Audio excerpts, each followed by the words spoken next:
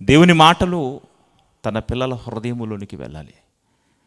తన బిడ్డలను ధైర్యపరచాలి. దేవుడు మనతో ఉన్నాడనే ఓ బలం అనేది మన జీవితంలోనికి రావాలి. ఎందుకని మనం ఆలోచించినప్పుడు ధనాన్ని బట్టి మనిషి ధైర్యపడుతున్నాడు, వెనకాతలున్న ఆస్తిపాస్తులను బట్టి మనిషి ధైర్యపడుతుంటున్నాడు, బ్యాంకు బ్యాలెన్స్ని బట్టి మనిషి ధైర్యపడుతుంటున్నాడు. నిజంగా ధైర్యపడవలసిన దేనిని బట్టి? దేవుడు మనతో ఉన్నాడు, దేవుడిలో నేనున్నానని దీనిని బట్టి మనం ధైర్యపడాలి. కానీ మనిషి జీవితం రాను రాను ఏమైపోతుందని మనం ఆలోచించినప్పుడు ఓ విచారములోనికి మానవ జీవితాలు వెళ్ళిపోతుంటున్నట్టుగా మనం చూస్తుంటున్నాం. విచారము, డిప్రెషన్, మనోదుఖం.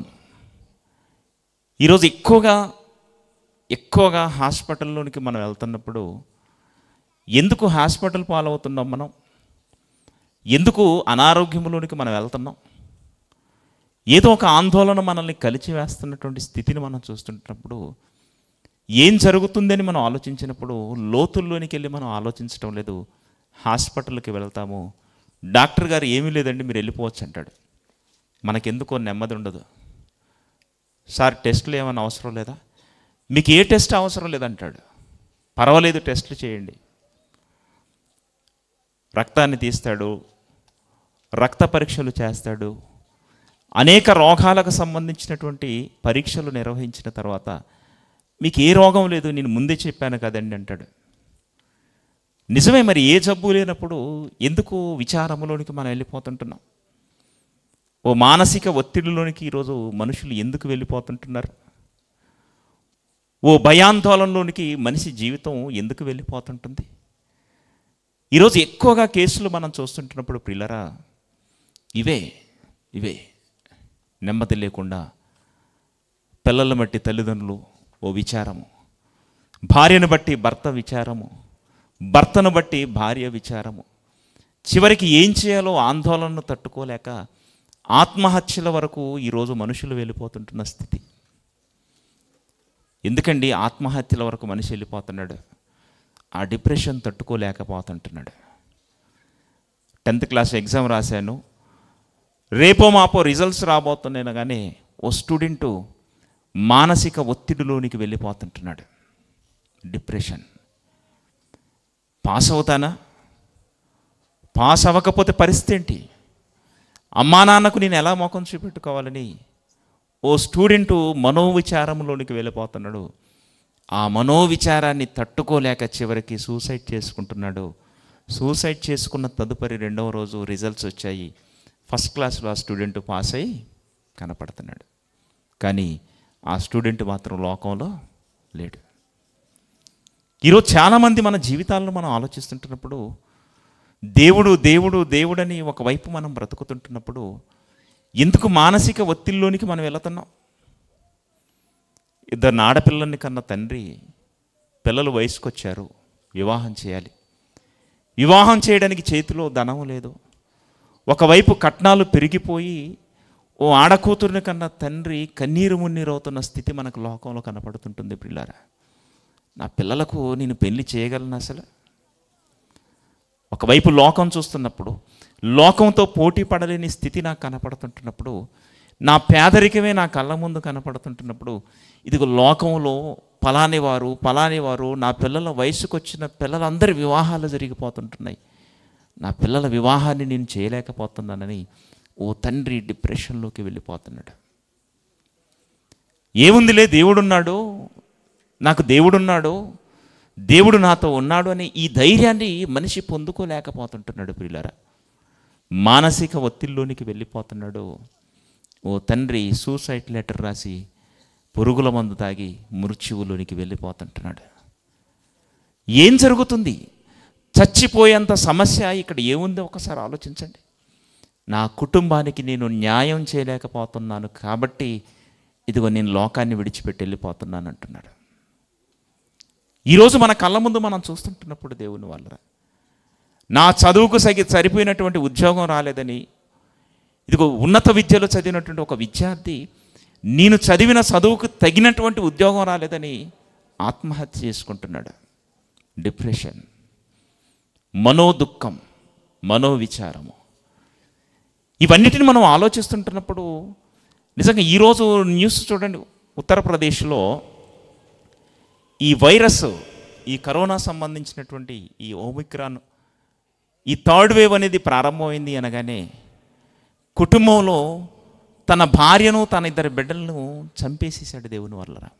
ఒక ప్రొఫెసర్, సామాన్యమైన వ్యక్తి కాదు, ఒక ప్రొఫెసరు, ఒక ఉన్నతమైన విద్యను అభ్యసించిన వాడు భార్యను గొంతు నిలిపి చంపేశాడు, పిల్లలను సుత్తి తీసుకొని తల పగలగొట్టి చంపేశాడు. ఎంత బాధాకరమైన విషయం ఆలోచించండి. ఇతన్ని ప్రేరేపించిన అదృశ్య శక్తి ఏమై ఉంటుంది? ఎందుకయ్యా ఈ పని చేసావనగానే ఏమంటున్నాడు తెలుసా? ఇదిగో ఓమిక్రాన్ వచ్చేసింది, థర్డ్ వేవ్ వచ్చేసింది, అనేక మంది శవాలు లెక్కించలేని స్థితిలో మనుషులు చచ్చిపోతారు కాబట్టి, ఎలాగో చచ్చిపోతారు కాబట్టి ఇదిగో నా కుటుంబానికి నేను విడుదలనిచ్చాను అంటున్నాడు. ఇదేం పోయే కాలం అండి అసలు.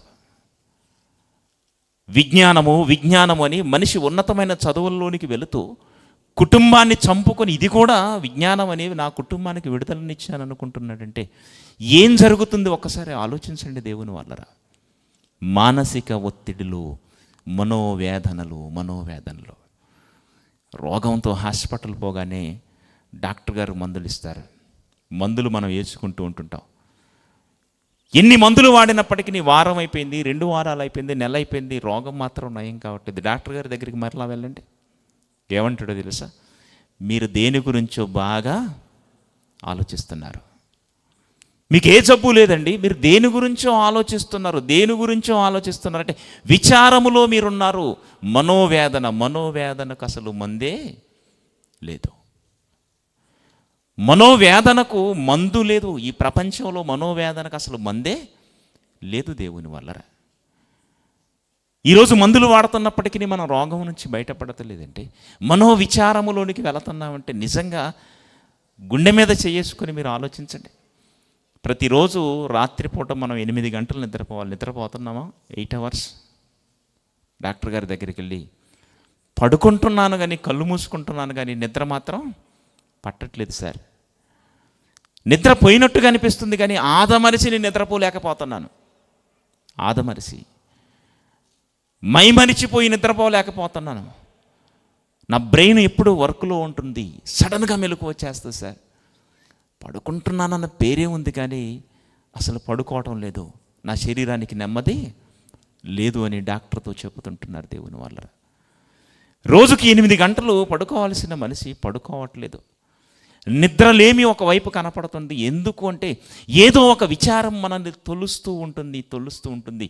దీనివల్ల ఏమవుతుందో తెలుసా? గ్యాస్ ట్రబుల్ వస్తుంది. గ్యాస్ ట్రబుల్, ప్రప్రథమంగా గ్యాస్ ట్రబుల్ ఎందుకు వస్తుందో తెలుసా? విచారము, మనోదుఖం. కడుపులో ఎప్పుడైతే గ్యాస్ అనేది ఫామ్ అవుతుందో శరీరం అంతా ఒకలాంటి ఇదిగో అనీజీలోనికి వెళ్ళిపోతుంటుంది. మనకు అర్థం కాదు దేవుని వల్ల. ఆ తర్వాత నెమ్మదిగా అల్సర్స్, ఆ తర్వాత తిన్నది అరగదు, ఆ తదుపరి లివర్ ప్రాబ్లం, ఆ తర్వాత వేయకూడని మందులు అధికంగా వాడటం వల్ల కిడ్నీ సంబంధితమైనటువంటి రోగాలు. ఈ రోగాలన్నీ మన కళ్ళ ముందుకు రాగానే మనకేమనిపిస్తుందో తెలుసా? జీవితం ఇంకేముంది, అయిపోయింది అనుకుంటాం ప్రియులారా. బ్యాంకులో బ్యాలెన్స్ను చూసి లోకంలో ఆనందపడేవాడు కనపడుతున్నాడు. వెనకాతలున్న ఆస్తిని చూసి లోకంలో సంతోషపడేవాడు కనపడుతుంటున్నప్పుడు, ముల్లోకాలను కలిగించిన దేవుణ్ణి ఆశ్రయించిన మనకు ఇదిగో దేవుడున్నాడనే సంతోషం మాత్రం మనిషి జీవితంలోకి లేకుండా ఈరోజు ఒక అంతర్గత శక్తి మనుషులను, దేవుని పిల్లలను మాయ చేస్తుంటున్నాడు. ఏం జరుగుతుంది అని పరిశుద్ధ గ్రంథములోనికి మేము మా ఇల్లు ఆలోచిస్తే పిల్లరా, సామెతల గ్రంథము, పరిశుద్ధ గ్రంథములో దయచేసి మీరు చూడండి, 12వ అధ్యాయము 25వ వచనములో, సామెతల గ్రంథం 12వ అధ్యాయం 25వ వచనములో, ఒకని హృదయములోని విచారము దాని కృంగచేయును. ఒకని హృదయములోని విచారము వాణ్ణి కుంగిపోయేటట్టుగా చేస్తుంది. మన పక్కనే ఉంటారు, మనతోనే ఉంటారు. మీరు ఏంటండి ఆలోచిస్తున్నారంటే ఏం లేదు అంటారు. కానీ ఏదో ఆలోచన తొలుస్తూ ఉంటుంది. మేమేం ఆలోచించట్లేదండి మనం అనుకుంటాం. కానీ ఆలోచిస్తున్నారు. ఈ ఆలోచన ఏం చేస్తుందంటే బైబిల్ చెబుతుంది, ఒకని హృదయములోని విచారము వాని హృదయాన్ని లేదంటే వాడిని కృంగ చేస్తుంది, కృంగిపోయేటట్టుగా చేస్తుంది, కృంగిపోయేటట్టుగా. డాక్టర్ గారి దగ్గరికి వెళ్ళగానే ఒక ఆయన డాక్టర్ గారి దగ్గరికి వెళ్ళగానే డాక్టర్ గారు అంటున్నారు, మీరు క్రైస్తవులు కదండి అంటే, అవునండి అంటే, మీకేంటండి ఈ మనోవేదన, మీకు విచారం ఏంటి, అసలు మీరు డిప్రెషన్లో ఉండటం ఏంటి, మీరే సమాజాన్ని మేలుకొలిపేవారు, మీరే సమాజాన్ని దేవుని వైపు మళ్లించేవారు, ధైర్యపరిచేవారు, మీరు ఈ విచారములోనికి మీరు వెళ్ళడం ఏంటి అసలు అంటే, దేవుని పిల్లలు విచారములోనికి వెళ్ళకూడదు లోకం చెబుతుంది. దేవుని పిల్లలు మనోధైర్యముతో ఉండాలి, మనోదుఖముతో ఉండకూడదు లోకం చెబుతుంది. కానీ దేవుని పిల్లల్ని ఓ అంతర్గత శక్తి టార్గెట్ చేసింది, మనోదుఖములోనికి తీసుకుని వెళ్ళి మాయ చేస్తే ఈ ప్రపంచానికి తన పిల్లలను దూరం చేస్తుంటుంది దేవుని వాళ్ళరా. బైబిల్ చెబుతున్నది ఏంటంటే, విచారము వల్ల ఒకని హృదయములోని విచారము వాడిని కృంగ చేస్తుంది, కృంగిపోతాడు. తిన్న తిండి వంట పట్టదు. బాగానే తింటున్నానండి, మరి ఏమైపోతుంది? తిన్న తిండి వంట పట్టట్లేదు, వేసుకుంటున్న మందులు వంట పట్టట్లేదు, ఏదో విచారము లోపలుంది, నిన్ను కృంగిపోయేటట్టుగా చేస్తుంటుంది. యెషయా గ్రంథము 47వ అధ్యాయము, యెషయా గ్రంథము 47వ అధ్యాయం 13వ వచనంలో, 47వ అధ్యాయం 13వ వచనంలో కూడా మాట్లాడుతూ ప్రవక్త అయిన యెషయా గారు చెప్తున్న ఒక అద్భుతమైన మాట చూడండి. నీ విస్తారమైన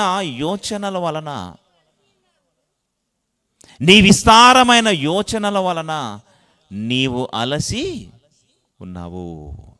ఏమైపోయాడట? అలసిపోయాడు.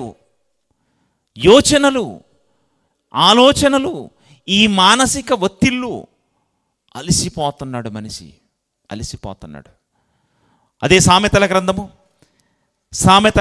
17వ అధ్యాయము 22వ వచనాన్ని దయచేసి చూడండి.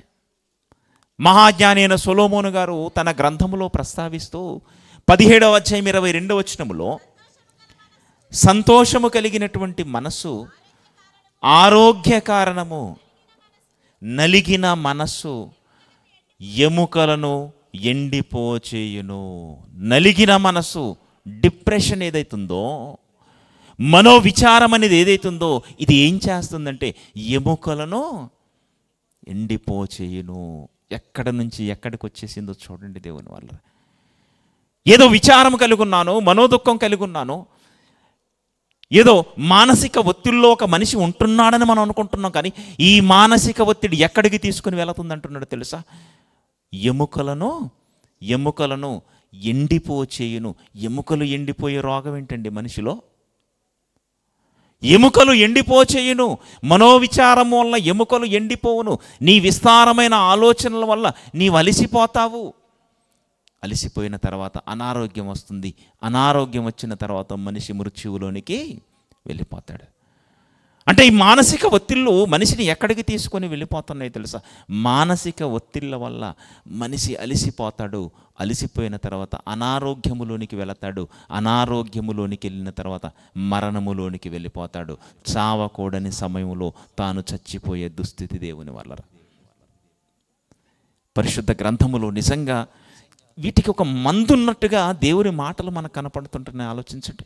అదే సామెతల గ్రంథము 18వ అధ్యాయం 14వ వచనములో, 18వ అధ్యాయం 14వ వచనాన్ని మీరు చూడగలిగితే, నరుని యొక్క ఆత్మ వాని వ్యాధి నోర్చును, నలిగిన హృదయమును ఎవడు సహింపగలడు? నలిగిన హృదయాన్ని ఎవరు సహింపగలరు దేవుని వాళ్ళరా? ఆలోచించండి. నలిగిన హృదయము, ఓ మానసిక ఒత్తిడిని ఎవరు సహింపగలరు? అంటే మానసిక ఒత్తిడి అనేది మనిషిని ప్రమాదములోనికి తీసుకొని వెళ్ళిపోతుంది. ఎముకలను ఎండిపో చేస్తుంది. ఒక ఆవిడకు ఒక విచిత్రమైన జబ్బు దేవుని వాళ్ళరా. డాక్టర్ గారి దగ్గరికి వెళ్ళగానే డాక్టర్ గారు అన్ని టెస్టులు చేసి ఏమన్నాడు తెలుసా? అమ్మా, నీవు చిన్నగా కాలు జారి పడినా నీ ఎముకలు ఇరిగిపోతాయి. ఎందుకంటే ఆవిడ ఎముకలు ఎలా మారిపోయాడంటే, గట్టిగా చేయబట్టి ఇలా మెలిస్తే లోపల ఎముకలు పిండి అయిపోతాయట. ఎందుకండి నాకు ఇది జరిగింది? ఎందుకు నాకు నా ఎముకలు ఇంత సున్నితమైపోయాయి? అసలు ఈ విచిత్రమైన జబ్బు నాకు రావడం ఏంటి? భర్త మరణించాడు. గర్భాన పుట్టిన పిల్లలు 3 ఉన్నారు, యవ్వన బిడ్డలు.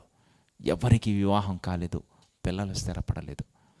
ఒకవైపు కుటుంబాన్ని పోషించే భర్త మరణించగానే ఈవిడ కొన్ని సంవత్సరాలు విచారములోనికి వెళ్ళిపోయింది. దేవుని వల్ల డిప్రెషన్. బైబిల్లో ఈ మాట చూడండి ఎంత గొప్పగా ఉందో. నలిగిన హృదయము ఎముకలను ఎండిపోచేయును. ఒక విచారము అనేది నిజంగా ఆవిడని టెస్ట్ చేసి ఒక డాక్టర్ చెప్పగానే ఈ మాట నిజంగా బైబిల్ ఎంత గొప్పదో మనకు అర్థం కావాలి. దేవుని వల్ల ఎముకలను ఎండిపోచేయును. ఎముకలు ఇరిగిపోతున్నాయి, దేవుని వల్ల పొడిబారిపోతుంటున్నాయి. విచారము, మానసిక ఒత్తిడి, ఈ డిప్రెషన్స్ ఏవైతే ఉన్నాయో మనిషి జీవితంలోనికి చొచ్చుకొని వస్తుంటున్నప్పుడు దేవుని వల్ల మనకు తెలియకుండానే మనం అనారోగ్యములోకి వెళ్ళిపోయి మన కళ్ళ ముందు కుటుంబం అలానే ఉంటుంది, మనం కుటుంబానికి దూరమై మరణములోనికి వెళ్ళిపోతుంటున్నాం తెలుసా? అదే సామెతల గ్రంథము 15వ అధ్యాయం 13వ వచనంలో కూడా మీరు చూడగలిగితే, 15వ అధ్యాయం 13వ వచనంలో సంతోష హృదయము ముఖానికి తేటనిస్తుంది. సంతోష హృదయము ముఖమునకు తేటనిస్తుంది. లోపల సంతోషం ఉందనుకోండి, ముఖం ఎలాగుంటే చెప్పండి? ముఖం వెలిగిపోతుంటుంది. ఏంట్రా సంతోషం అంటాం మనం. అంటే లోన మనకు సంతోషం ఉండగానే మన ముఖం వెలిగిపోతూ ఉంటుంది. సంతోష హృదయము ముఖమునకు తేటనిచ్చును, మనోదుఃఖము వలన ఇక్కడుంది దుష్టుడి టార్గెట్. ఏం జరుగుతుంది? మనోదుఃఖము. ఏం జరుగుతుంది? డిప్రెషన్స్ వల్ల. ఏం జరుగుతుంది? మనోవిచారము వలన అనగానే మనోదుఃఖము వలన ఆత్మ నలిగిపోవును. ఆత్మ ఎందుకు నలిగిపోతుంది? ఆలోచించండి. మనోవిచారం వల్ల ఒకవైపు అనారోగ్యం అనుకుంటే, మనోవిచారముల వల్ల ఒకవైపు మనకు రోగాలు వస్తున్నాయంటే, అంటే ఆరోగ్యం పాడవటమే కాదు, ఈ మనోవిచారం అనేది మానవ జీవితంలోనికి రాగానే దేవుని వల్ల లోనున్న ఆత్మ ఏమైపోతుందంటే నలిగిపోతుందట. ఆత్మ ఎందుకు నలిగిపోతుంది చెప్పండి? ఏం జరుగుతుందంటే మనోవిచారం మనిషిలో ఒక తీవ్రమైన స్థాయిలోనికి వెళ్ళిపోయిందనుకోండి, అప్పుడు ఏం జరుగుతుందో తెలుసా? ఈ ఒత్తిడిని తట్టుకోలేక ఇదిగో పోయి తనను తాను చంపుకోవడానికి ఇష్టపడతాడు మనిషి. ఒక సహోదరి ఇంట్లోకి వెళ్ళింది, సిలిండర్ ఆన్ చేసింది, వెంటనే 5 నిమిషాల తర్వాత లైటర్ ఆన్ చేసింది, రూమ్ అంతా మంటలు వచ్చేసాయి. దేవుని వాళ్ళ రూమ్ అంతా మంటలు వచ్చేసినాయి. హుటాహుటిన అందరూ వెళ్ళేసి పక్కనే ఉన్నారు, మంటలు చూసి కాపాడారు. 30% కాలింది, ఇంకా 70% కాలిపోలేదు. అదృశ్యం ఏంటంటే బ్రతికిన తర్వాత ఏం జరిగిందమ్మా, అసలు నీకు ఏమైంది, నీకు ఎందుకు ఇలా చేసుకున్నావు అంటే ఆమె ఏమన్నా తెలుసా? కూర బాగలేదని మా ఆయన నన్ను తిట్టాడు, వంట చేయటం రాదు నీ ముఖానికి, నీకు వంటే చేయడం రాదు నీకు అని నా భర్త నన్ను తిట్టాడు, నన్నింత మాట అంటాడని వెంటనే వంటగదిలోకి వెళ్ళిపోయిందట. ఇది బాధపడవలసిన పెద్ద విషయం అసలు? ఏం జరిగిందంటే నా భర్త నన్నింత మాట అన్నాడు, నా భర్త నన్ను ఈ మాట అన్నాడు. ఎప్పుడైతే మాటికి ఆ మాట జ్ఞాపకం చేస్తాడు దుష్టుడు దేవుని వల్ల, ఈ మాట చెయ్యి, నన్నింత మాట అన్న తర్వాత నేనెందుకు బ్రతకాలి, నేను చచ్చి నేనేంటో నిరూపించుకోవాలనుకుంటుంది. కానీ చచ్చిన తర్వాత నువ్వు నిరూపించుకునేది ఏముంటుంది? చచ్చిపోయిన తర్వాత నువ్వు నిరూపించుకునేది ఏమీ ఉండదు దేవుని వల్ల.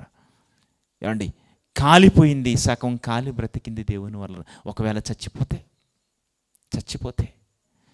ఆత్మ ఏమైపోవాలి చెప్పండి? శరీరాన్ని విడిచిపెట్టిన మరుక్షణమే ఆత్మ నరకానికి చేరిపోవాలి. అంటే మనిషి సహజంగా చావకుండా ఇదిగో మనోవిచారం అనేది మనిషి జీవితంలోనికి వచ్చినప్పుడు తనను తాను చంపుకోవడం అనేది ఏదైతే ఉందో ఆత్మహత్యలు అని ఈరోజు మన భాషలో మనం చెప్పుకుంటున్నాం చూసారా? ఆత్మహత్యల వెనకాతల జరుగుతున్నది ఏంటంటే ఓ మనోవిచారము, ఈ డిప్రెషన్ను తట్టుకోలేక ఏమైపోతాడో తెలుసా? మనిషి తనను తాను చంపుకుంటాడు. చంపుకున్న తర్వాత శరీరాన్ని ఆత్మ విడిచిపెట్టగానే ఎక్కడికి వెళ్ళిపోతుంది? నరకానికి వెళ్ళిపోతుంది. మనోవిచారముల్లో ఉన్న వ్యక్తిలో ఉన్న ఆత్మ ఏమైపోతుందో తెలుసా? మనోదుఃఖము వలన ఆత్మ నలిగిపోవును. లోపల ఆత్మ టెన్షన్ పడుతుంటుంది. ఏ నిర్ణయం తీసుకుంటాడో ఏమో, ఈ ఒత్తిళ్ల మధ్య ఏ నిర్ణయం తీసుకుంటుందో ఈవిడ, ఈ ఒత్తిళ్ల మధ్య ఏ నిర్ణయం తీసుకుంటాడో, పోయి ఊరు పెట్టుకుని చచ్చిపోతాడా ఏంటి, పురుగు మందు తాగుతాడా ఏంటి, పిస్తలు పెట్టి కాల్చుకుంటాడా ఏంటి, ఒకవేళ తనను తాను చంపుకుంటే లోనున్న నా పరిస్థితి ఏంటి? ఆత్మ నలిగిపోతూ ఉంటుంది దేవుని వాళ్ళరా, మనోదుఖము వల్ల. ఈరోజు ప్రపంచంలో అనేకమైనటువంటి చావుల వెనకాతల జరుగుతున్నది ఇదే. ఏం జరుగుతుందని మనం ఆలోచిస్తే, దుష్టుడు మనిషిని ప్రలోభాలకు గురి చేసి ఇదిగో నరకానికి తీసుకుని వెళుతున్నాడు. ప్రతి మార్గాన్ని వాడు వాడుకుంటున్నాడు.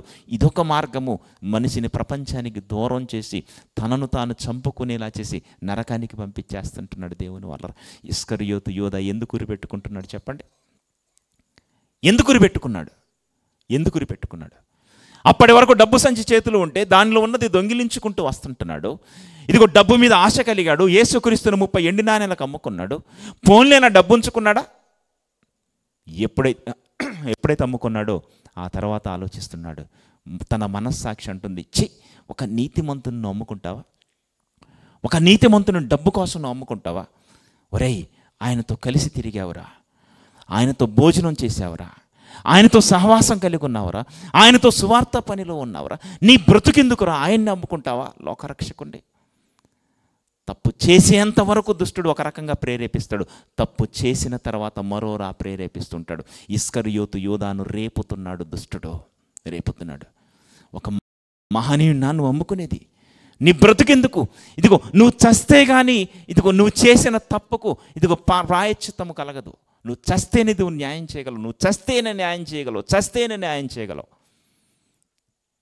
ఏమండి, పోయాడు, చెట్టుకు ఉరి పెట్టుకొని చచ్చిపోయాడు. తన చోటుకు పోవుటకు యోధా తప్పిపోయి. తన చోటేది పరలోకం. ఆ పరలోకానికి పోవాల్సినటువంటి యోధా యేసుక్రీస్తు పాదాల మీద పడి, ప్రభువా నిన్ను నేను అమ్ముకోవటం ఏంటి ప్రభువా, నిన్ను అమ్ముకోవటం ఏంటి ప్రభువా, నేను తప్పు చేశాను ప్రభువా, నన్ను మన్నించు ప్రభువా అంటే యేసుక్రీస్తు క్షమించడా? ఆలోచించండి. ఎంత ఘోర పాపినైన ప్రభు క్షమించగలడు. కానీ మానసిక ఒత్తిడి ఇస్కరియోతు యోధాను ఉరిపెట్టుకుని చచ్చేంత వరకు దుష్టుడు తీసుకుని వెళ్ళిపోయాడు. ఆ తదుపరి ఇదిగో నరకములోనికి చేరిపోయాడు దేవుని వాళ్ళరా. ఈరోజు సూసైడ్ చేసుకునే ప్రపంచంలో ఏ వ్యక్తి కావచ్చు, తనను తాను చంపుకుంటే తక్షణమే నరకానికి వెళ్ళిపోవటం దేవుని వాళ్ళు. ఎందుకు చంపుకుంటున్నావు? మానసిక ఒత్తిళ్ళు దేవుని వాళ్ళరా. మనోదుఖము వలన ఆత్మ నలిగిపోవును, మనోదుఖము వలన ఆత్మ నలిగిపోవును. అదే సామెతల గ్రంథము 29వ అధ్యాయం 25వ వచనాన్ని చూడగలిగితే, సామెతల గ్రంథం 29వ అధ్యాయము 25వ వచనాన్ని చూడగలిగితే ప్రియులారా, భయపడుట వలన మనుషులకు ఉరి, భయం, ఆ భయమే నిన్ను ఉరిలోనికి తీసుకుని వెళుతుంది. ఇక బయటికి రావడానికి అవకాశం ఉండదు. ఒక ఉచ్చులోనికి నువ్వు వెళ్ళిపోతావు, భయం ఉచ్చులోనికి వెళ్ళిపోతావు. ఎప్పుడైతే భయం మన జీవితంలోకి వచ్చిందో మనం ఒక ఉరిలోనికి వెళ్ళిపోతాం, మనకు తెలియదు. ఏమంటే గ్యాస్ స్టవ్ ఆన్ చేసి లైటర్ ఆన్ చేసిన తర్వాత మంటలు అంటుకున్నాయి అనుకోండి, ఎలా తప్పించుకోగలం? అప్పటి వరకు పరుగుగా మనం వెళ్ళిపోతాం, రూము డోర్కి గడి పెట్టేస్తాం, లోపల మంటలు అంటుకుంటున్నాయి. అంటుకున్న తర్వాత ఎలా తప్పించుకుంటావు? తప్పించుకోలేవు దేవుని వాళ్ళరా. భయపడుట వలన ఉరి వచ్చును, మానసిక ఒత్తిళ్ళు నిన్ను, మనోవేదనలు నిన్ను ఓ ఉచ్చులోనికి తీసుకొని వెళ్ళిపోతా. నీకు అర్థం కాదు. ఉరి పెట్టుకొని చచ్చిపోతాడు మనిషి. ఉరి పెట్టుకోవడం నడి రోడ్డు మీదకి వచ్చి పెట్టుకుంటాడా? ఆలోచించండి. ఇంట్లో ఎవరు లేని టైం చూస్తాడు, లోపల గడి పెట్టేస్తాడు, సరిగ్గా ఫ్యాన్ చూస్తాడు, ఫ్యాన్కు మంచిగా తాడు పెట్టేసుకుంటాడు, కింద స్టూలు పెట్టుకుంటాడు, స్టూలు మీదకి ఎక్కుతాడు, ఆ తాడు మెడకు చుట్టేసుకుంటాడు. మెడకు చుట్టేసిన తర్వాత ఏం చేస్తాడు? స్టూల్ను తన్నేస్తాడు. స్టూల్ను తన్నే కానీ ఇప్పుడు బతకాలనిపించింది.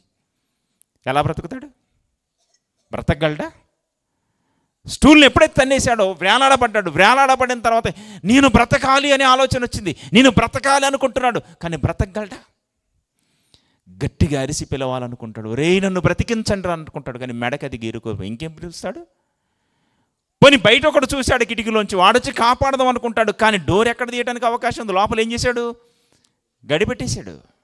ఉరి, సాతాను నిన్ను ఉరిలోనికి తీసుకుని వెళతాడు. ఏం చేస్తావు? ఎలా తప్పించుకుంటావు? తప్పించుకోలేము దేవుని వాళ్ళరా.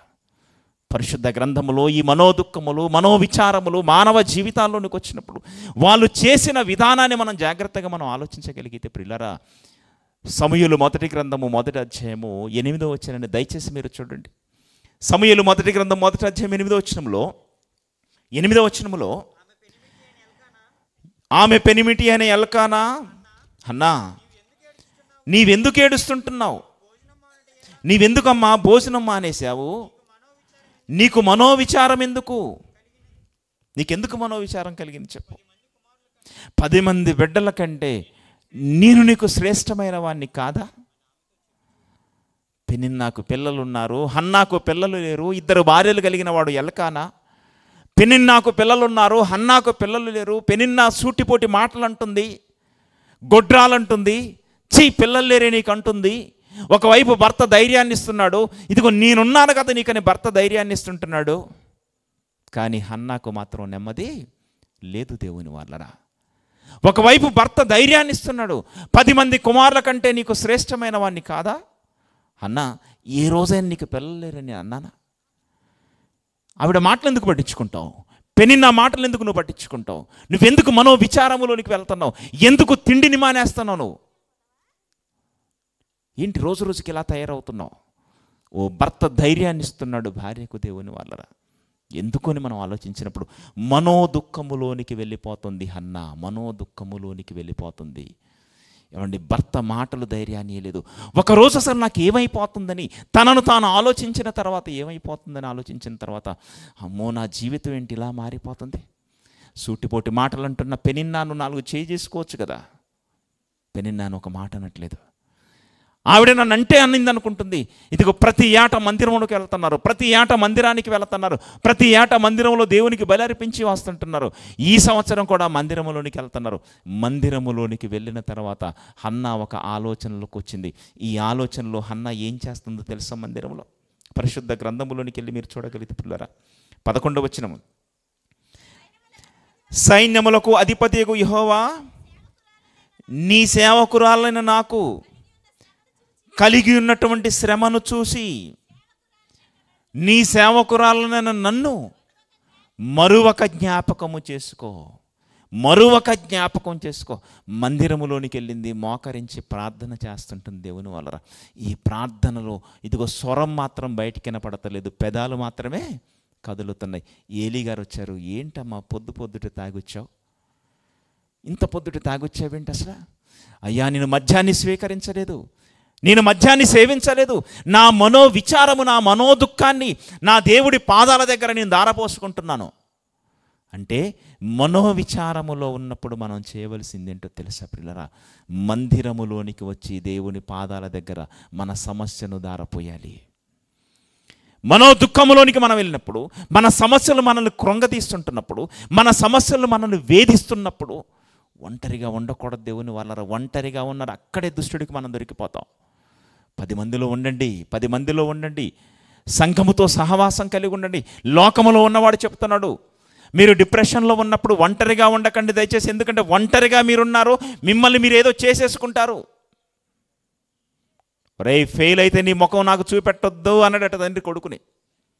చూసారా? ఫెయిల్ అయ్యావా నీ ముఖం చూపెట్టొద్దు అనగానే తండ్రి మామూలుగానే అనేసాడు, కానీ బిడ్డకు మాత్రం వాడి గుండెల్లో నిక్షిప్తమైపోయింది దేవుని వాళ్ళరా. గోదావరి మీదకి వచ్చాడు, బ్రిడ్జి మీద నిలబడ్డాడు భద్రాచలం శివారులో. ఆ బ్రిడ్జి మీద చేరాడు. ఆ రోజు రిజల్ట్స్, ఇదిగో నేను ఫెయిల్ అయితే నా నాన్నకు నా ముఖం చూపెట్టొద్దు అన్నాడు. మరి నేనేం చేయాలి? అనుమానాస్పదంగా బ్రిడ్జి మీద నిలబడ్డాడు. ఒక కుర్రవాడని ఎవరో పోలీసు వాళ్ళకు సమాచారం ఇచ్చారు. ఈలోపు పోలీసు వారు అందుకునే లోపే సూసైడ్ లెటర్ రాశాడు. బ్రిడ్జి పై నుంచి దూకేశాడు దేవుని వాళ్ళరా. శవం కూడా దొరకకుండా కొట్టుకుని వెళ్ళిపోయింది. ఒక్క చిన్న మాట చూసారా? ఒక్క చిన్న మాట లెటర్ తీసి చదవగానే ఏముంది తెలుసా? నాన్న నేను ఫెయిల్ అయితే నా ముఖం చూపెట్టొద్దను నాన్న, నేను ఫెయిల్ అయ్యాను నాన్న, నా ముఖం నీకు చూపెట్టను. వద్దు దేవుని వాళ్ళరా, పిల్లలతో ఇలాంటి పదాలు వాడకండి పిల్లరా. చదువుల కంటే వాడు బ్రతికుండటము గొప్పది. నీకొస్తున్న నష్టానికి నువ్వు చావాలనుకుంటున్నావు. నీ నష్టానికంటే ఇదిగో నరకమైన నష్టం భయంకరమైనది, దాన్ని నువ్వు తప్పించుకోవడం గొప్పది. ఏమర్థమైంది? చచ్చి సాధిద్దామని మనిషి అనుకుంటున్నాడు. దేవుని వల్ల వద్దు. అప్పులు పెరిగిపోయాయని ఆత్మహత్యలు చేసుకుంటున్నావు, కానీ ఈ అప్పులను తప్పించుకోవడానికి ఇదిగో నన్ను నేను చంపుకుంటున్నాను అనుకుంటున్నాం, కానీ చచ్చిపోయిన తర్వాత జరిగేదేటో ప్రపంచానికి అర్థం కావటం లేదు. దేవుని వల్ల భయంకరమైన ఇదిగో స్థితిలోనికి మనం వెళ్ళిపోతాం. అక్కడి నుంచి మనం ఎలా తప్పించుకోగలం చెప్పండి? నా కొడుకుని నేను ఎందుకు ఇలా అన్నాను అన్నప్పుడు తండ్రి గుండెలు బాదుకొని ఏడుస్తున్నాడు. ఇప్పుడు పోయిన కొడుకుని తీసుకొని రాగలడా? ఆలోచించండి. ముఖం చూపెట్టొద్దని నేనెందుకన్నాను? పెళ్ళైన 5 సంవత్సరాల తర్వాత పుట్టిన నా ఏకైక కుమారుడిని అప్పుడు గుండెలు బాదుకొని ఏడుస్తున్నాడు. సుఖం ఏంటి చెప్పండి? ఏం సుఖం? హృదయము గాయపడే మాటలు కొన్ని ఉంటాయి దేవుని వల్ల. అవి మన నోటి నుంచి దుష్టుడు పలికిస్తాడు. జాగ్రత్తగా ఉండాలి. మాట మాట్లాడితే మనం ఏమంటాం తెలుసా? సరే కొడితే ఒక దెబ్బ కొట్టు, కానీ మాటలు మాత్రం అనకంటాం. ఎందుకో తెలుసా? మాట హృదయాన్ని గాయం చేస్తుంది, దెబ్బ మన శరీరాన్ని గాయం చేస్తుంది. శరీరం గాయపడ్డా పర్వాలేదు, కానీ మనసు గాయపడితే మనిషి బ్రతికుండటం చాలా కష్టం. దేవుని వల్ల అన్నాను వేధిస్తుంది పెనిన్న. ఇదిగో నాకు పిల్లలున్నారు, నాకు పిల్లలున్నారు, నీకు పిల్లలు లేరు, నువ్వు గొడ్రాలువు, రకరకాల మాటలతో వేధిస్తుంది హన్నాను. ఏమండి, హన్న ఇప్పుడు ఏం చేయాలి చెప్పండి? ఒకవైపు భర్త సపోర్ట్ ఉంది. పెన్నిన్నాను జుట్టందుకొని 4 తగిలించేసింది అనుకోండి, భర్త ఏమనడు, కానీ కోపపడుతుంది, కానీ పాపం మాత్రం ఆవిడ చేయడం లేదు. నేను చెయ్యవలసింది పాపము కాదు, ప్రార్థన అనుకుంది. మందిరములోనికి వెళ్ళి దేవుని అడుగుతుంది, తండ్రి ఇదిగో నాకొక మగబిడ్డను నువ్వు దయచేయి, నాకొక మగబిడ్డను దయచేయి, నా నిందను తొలగించు. ఇంతే, పాలు విడిచిన మరుక్షణమే వాణ్ణి నీ పాదాల దగ్గర పడేస్తాను, నాకొక మగబిడ్డను దయచేయి. 16వ వచనం చూడండి. 16వ వచనము, నీ సేవకురాలైన నేను పనికి మాలిన దానికి ఎంచవద్దు. ఒక అద్భుతమైన మాట ఇక్కడ చెప్తున్నాడు. అత్యంత కోప కారణమును బట్టి బహుగా నిట్టూర్పులు విడుచుచు నాలో నేను ఇది చెప్పుకొనుచుంటుని. దేన్ని బట్టి ప్రార్థన చేస్తుంది? అత్యంత కోపకారణం. మనకు కోపం వస్తే మనం ఏం చేస్తాం? మనం కోపం వస్తే పాపము చేస్తాము. హన్నాకు కోపం వస్తే ప్రార్థన చేస్తుంది. ఈ ప్రార్థన దేవుడి సన్నిధానానికి చేరింది. దేవుని వల్ల ఏలీ గారు అంటున్నాడు, ఎందుకమ్మా? అయ్యా, నేను మత్తురాలను కాదు, నా హృదయ వేదనను, నా మనోదుఃఖాన్ని ఇదిగో దేవుడి పాదాల దగ్గర దారపోసుకుంటున్నాను. నా మనోవేదనను ప్రార్థనలోనికి తన జీవితాన్ని తీసుకొని వెళ్ళిపోయింది దేవుని వల్ల. ఈ ప్రార్థన ఫలాన్ని చిందలేదా? ఈ ప్రపంచానికి మొట్టమొదటి ప్రవక్త సమూయేలు గారు హన్నా గారి గర్భములో నుంచి ప్రపంచంలోనికి వచ్చాడు. ఇశ్రాయేలుల మొట్టమొదటి రాజైన సౌలును అభిషేకించిన వాడు ఇదిగో సమూయేలు గారు అనుకుంటే, ఈ సమూయేలు గారు ఇదిగో హన్నా యొక్క ప్రార్థన పుత్రుడు. దేవుని వాళ్ళరా, మనోదుఖము వచ్చినప్పుడు ఓ హన్నా గారు చేసింది చూడండి. హన్నా గారు చేసింది ఈ రాత్రికాల సమయంలో మన జీవితంలోనికి వెళ్ళి మనం ఆలోచించినప్పుడు దేవుని వల్ల ఎన్ని సమస్యలండి మనల్ని వేధిస్తుంది, ఎన్ని ఇబ్బందులండి. ఒకవైపు ఆర్థికపరమైన సమస్యలు, ఒకవైపు అనారోగ్య సమస్యలు, ఒకవైపు అప్పుల సమస్యలు. ఈ సమస్యలన్నిటి మధ్య మన జీవితం నలిగిపోతుంటుంది దేవుని వల్ల. ఈ నలిగిపోయిన క్రమంలో దయచేసి అగాహిత్యాల వైపు ఆలోచనలు మళ్లించుకోకండి. ధైర్యం చెప్పండి. నలిగిపోతున్న వానికి ధైర్యం చెప్పండి. దేవుడు ఉన్నాడురా, మనకి ఏ కష్టం వచ్చినా దేవుడు మనతో ఉన్నాడురా, ఎందుకయ్యా మీరు బాధపడుతున్నారు, దేవుడు మనకు చేస్తాడనే ధైర్యాన్ని మనం ఎదుటివానికి నూరిపోయాలి. దేవుని వాళ్ళను నూరిపోయాలి. ముందుంది మంచి కాలం. ఎందుకు మీరు ఇబ్బంది పడుతుంటున్నారు? ఒక ధైర్యాన్ని ఇవ్వాలి. క్రైస్తవుని మాటలు, పడిపోతున్న గోడను ఒకడు నెట్టి పడేసినట్టుగా ఉండకూడదు. గోతిలో పడ్డవాని మీద 4 రాళ్ళు వేసినట్టుగా మన మాటలు ఉండకూడదు. ఒకరిని లేవనెత్తాలి. మన మాటలు ఒకరిని లేవనెత్తాలి. అయ్యా, నా మనోవిచారము దేవుడి పాదాల దగ్గర పెడుతున్నానంటుంది. ఆ కింది వచనంలో చూడండి, 4 నుంచి 17 వచనంలో, అంతటా ఏలీ, నీవు క్షేమముగా వెళ్ళుము, ఇశ్రాయేలు దేవునితో నీవు చేసుకొనిన మనవిని ఆయన దయచేయునుగా కానీ ఆమెతో చెప్పెను. ఆమె అతనితో, నీ సేవకురాలని నేను నీ దృష్టికి కృప నొందుదానని నేను. తర్వాత ఆ స్త్రీ తన దారిన వెళ్ళిపోయి భోజనము చేయుచు నాట నుండి దుఃఖముఖిగా ఉండుట మానెను. ఏ రోజు నుంచట? ఎప్పుడైతే సమస్యను దేవుని పాదాల మీద పెట్టిందో, సమస్యను దేవునికి అప్పచెప్పిందో, ఇక నాట నుంచి దుఃఖము లేదు దేవుని వాళ్ళరా. అంటే మన హృదయాన్ని ఒక్కసారి, మన సమస్యలను దేవుడి దగ్గరికి మనం తీసుకుని వచ్చినప్పుడు, ఇదిగో ఓ తలకు స్నానం చేసినప్పుడు ఎంత ప్రశాంతత ఉంటుందో, మన ప్రార్థనలో మన సమస్యలు దేవుడి పాదాల దగ్గర పెట్టినప్పుడు అంత నెమ్మది ఉంటుంది దేవుని వాళ్ళు. ఎప్పుడైనా ప్రార్థన చేసాం ఆ రీతిగా? హన్నా చేసిన ప్రార్థన మత్తురాలుగా కనపడుతుంది, కానీ మత్తురాలు కాదు దేవుని వాళ్ళ. ఏ రోజైనా అలాంటి ప్రార్థన మనం చేసామా? మనం ఏమనుకుంటాం తెలుసా? మన సమస్యలు నలుగురికి చెప్పుకోవాలనుకుంటాం. నలుగురికి చెప్తే ఏమవుతుందో తెలుసా? ఈ నలుగురికి చెప్తే ఈ నలుగురు మరో నలుగురికి చెప్తారు, ఆ నలుగురు మరో నలుగురికి చెప్తారు. మన గురించి అంత ప్రాపగండం చేస్తారు. ఏం జరుగుతుంది? మన పరువు పోతుంది.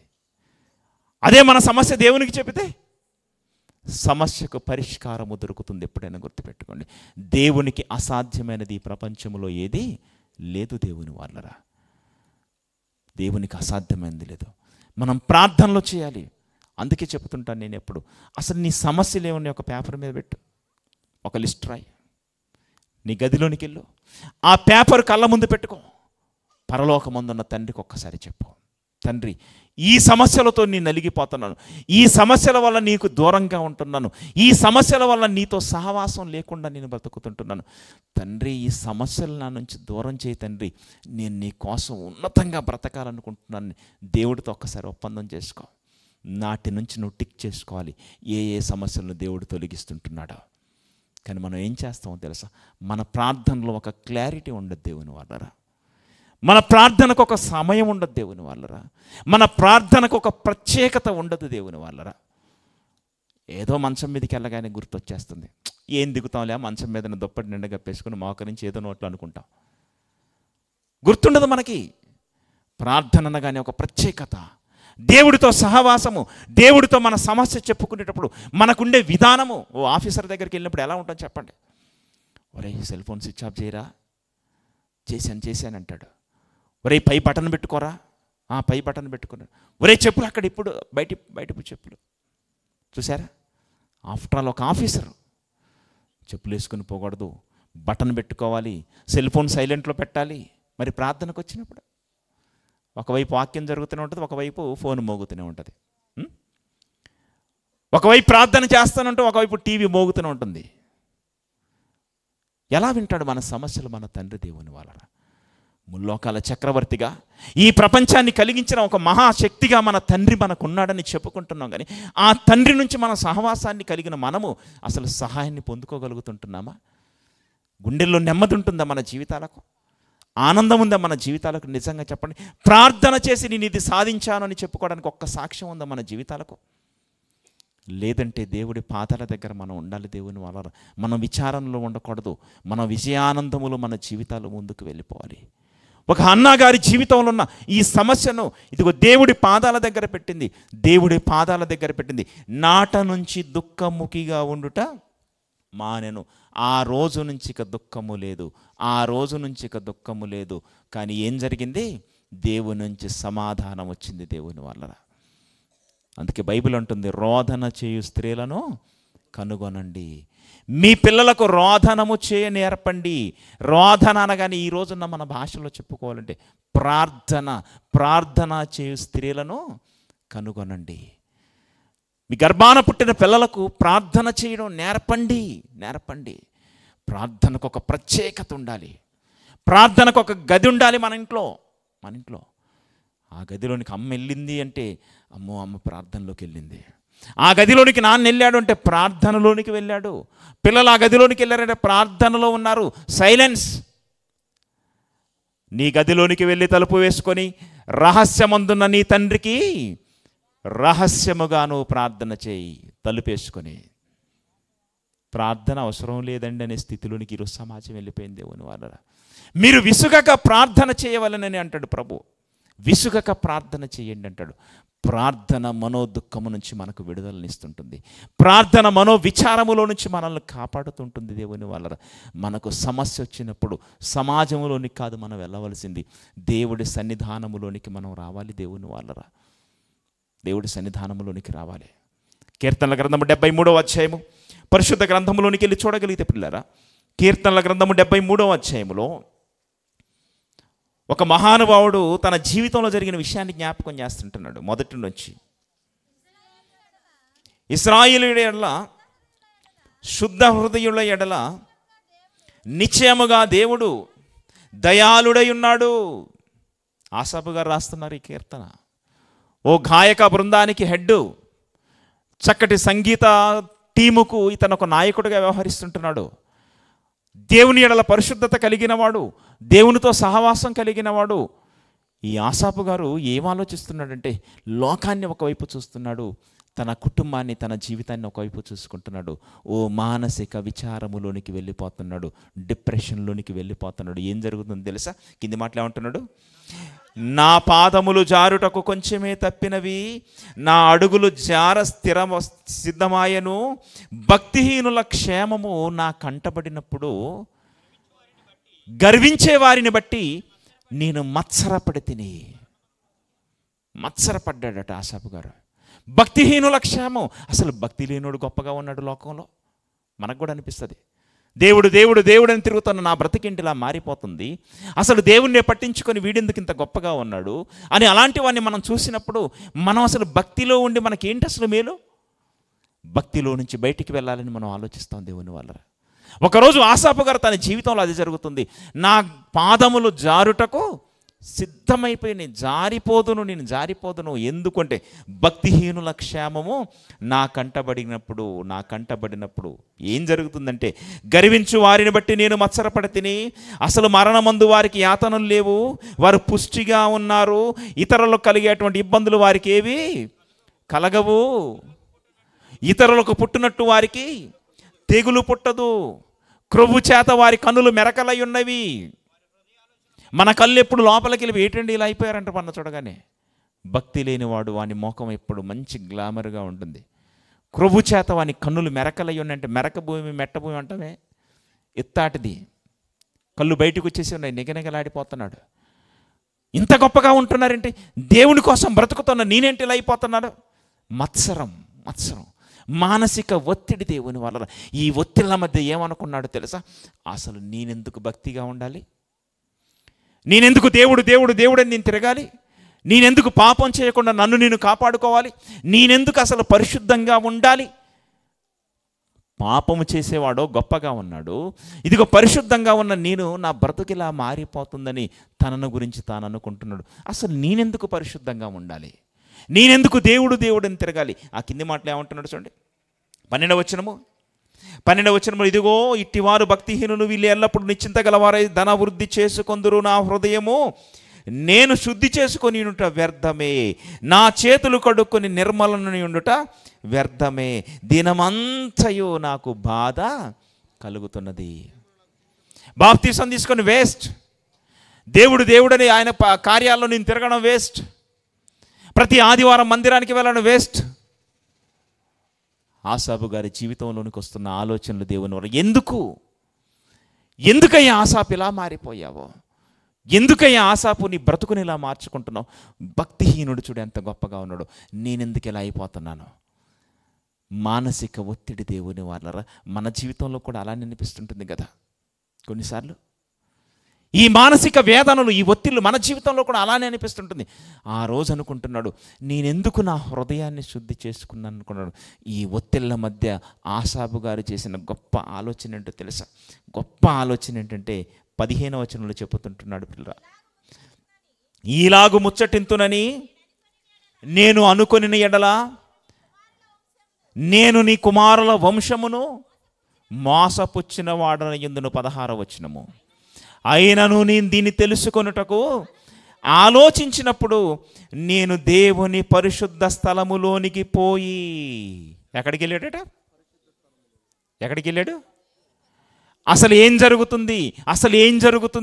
అసలు ఏంటి దీని వెనకాతలు ఏం జరుగుతుంది? మానసిక ఒత్తిడిలోనికి వెళ్ళిన మరుక్షణమే ఆసాపు గారికి వచ్చిన ఆలోచన ఏంటి తెలుసా? భక్తిలో నుంచి బయటికి వెళ్ళాలనుకున్నాడు, కానీ తదుపరి ఆలోచించాడు. ఈ ఆలోచనలో ఏం చేశాడో తెలుసా? దేవుని పరిశుద్ధ స్థలములోనికి వెళ్ళి. అన్నగారు ఎక్కడికి వెళ్ళింది? ప్రార్థనకి. దేవుని మందిరములోనికి వెళ్ళింది. ప్రార్థనతో తమ సమస్యకు పరిష్కారాన్ని తెచ్చుకుంది. ఆసాపు గారు మనోవేదనలో ఉన్నాడు. మనోవేదనలో ఉన్నటువంటి ఆసాపు గారు ఇదిగో మందిరములోనికి వెళ్ళాడు. దేవుని పరిశుద్ధ స్థలములోనికి వెళ్ళి వారి అంతమును గురించి నేను ఆలోచించటం ప్రారంభించాను. ఇప్పటి వరకు భూ సంబంధమైన బ్రతుకుని గురించి ఆలోచించినప్పుడు, భూ సంబంధమైన బ్రతుకుని గురించి వారి జీవితాన్ని ఆలోచించినప్పుడు, నాకంటే వారు గొప్పగా ఉన్నారు, నా బ్రతికిందికి ఇలా మారిపోయిందని ఇదిగో నన్ను నేను నిందించుకుంటూ పరిశుద్ధంగా ఉండటం వేస్ట్ అనుకున్నాను. కానీ ఒక్కసారి వారి ముగింపుని నేను ఆలోచించాలనుకున్నాడు. ముగింపును ఆలోచించడానికి మందిరములోనికి వెళ్ళాడు. మందిరములోనికి వెళ్ళగానే ఏమంటున్నాడు చూడండి, ఆ సంగతి నాకు ఆయాసకరముగా ఉండెను, నిశ్చయముగా నీవు వారిని కాలు జారు చోటనే ఉంచి ఉన్నావు. ఎక్కడున్నారట? దేవుడు లేడు, భక్తి లేదు, దేవుడంటే లెక్క లేదు. దేవుడి గురించి బ్రతికేవారు నిందించేవారు కనపడుతుంటారు. దేవుడని తిరుగుతున్నారు ఎందుకురా? అసలు దేవుడు ఎక్కడున్నాడు? అట్టివారు ధనవృద్ధి చేసుకుంటున్నారు, అట్టివారు గొప్పగా ఉన్నారు, దేశ సంచారం చేస్తున్నారు, లోకంలో ధనవంతుల లిస్టులో ఉన్నారు. దేవుడిని బ్రతుకుతున్న నేను ఎందుకు ఇలా ఉన్నానని భక్తిలో నుంచి జారిపోవడానికి సిద్ధమైన ఆసాపు గారు దేవుని మందిరములోనికి వెళ్ళి ఆలోచన ప్రారంభించాడు. ఏం జరుగుతుందనగానే మందిరములోనికి వెళ్ళి ఆలోచించగానే ఏం కనపడిందట? నిశ్చయముగా వారు కాలు జారు చోటనే ఉన్నారు. వారు కాలు జారే చోట ఉన్నారు. క్షణమాత్రములో ఆత్మ నరకానికి చేరిపోయే స్థితిలో, అమ్మో, క్షణమాత్రంలో నరకానికి వెళ్ళిపోయే స్థితిలో కనపడుతున్నప్పుడు, దేవుని కోసం బ్రతకని వాడు నరకానికి వెళ్ళిపోయే స్థితిలో కనపడుతున్నప్పుడు, దేవుని కోసం బ్రతుకుతున్న నేను మానసిక ఒత్తిడిలోనికి వెళ్ళి భక్తిలో నుంచే నేను బయటికి వెళ్ళి జారిపోదును. అమ్మో, ఎంత ప్రమాదంలోనికి వెళ్ళాను. మానసిక ఒత్తిడిలో మనకు అర్థం కావాల్సిందేంటో తెలుసా ప్రియులరా? ప్రార్థనలోనికి మనం వెళ్ళాలి, మందిరములోనికి వెళ్ళాలి, దేవుని పిల్లల సహవాసమునికి వెళ్ళాలి, సేవకులతో మనం మాట్లాడాలి. సమాధానం మనకు దొరుకుతుంటుంది ప్రియులరా. ఆసాపు గారు ఆ స్థితిలోనికి వెళ్ళగానే నేనేంటి ఇలా మారిపోయాను, వీరిని చూసి నేనేంటి ఇలా మారిపోయానని కింది మాటలు ఏమంటున్నాడు చూడండి.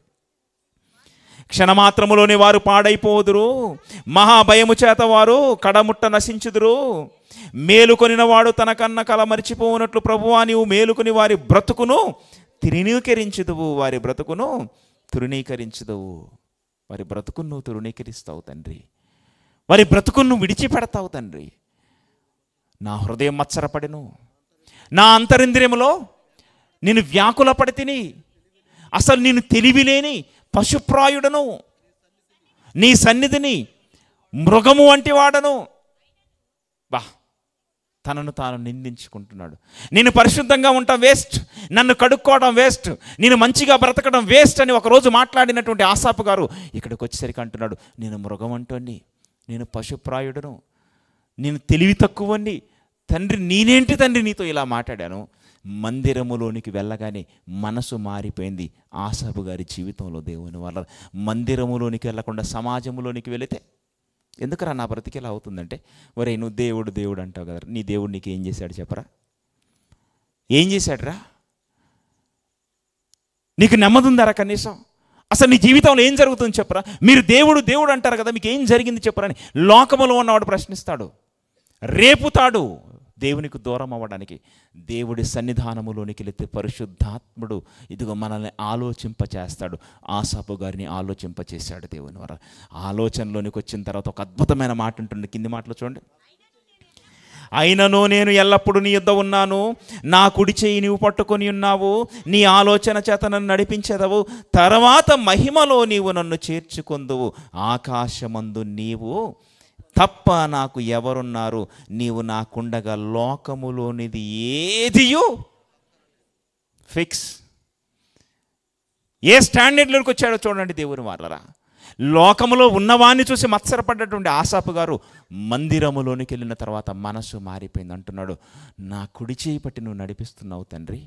ప్రస్తుతం నా బ్రతుకు బాగోలేకపోవచ్చు కానీ తండ్రి, తర్వాత మహిమలో నేను మరణించిన తర్వాత నా శరీరము క్షీణించిపోయినప్పటికీ నీ మృతుల పునరుత్థానం రోజు నీవు నన్ను సజీవునిగా లేపుతావు. తర్వాత మహిమలో నీవు నా ప్రతి అవసరతను తీర్చుదువు.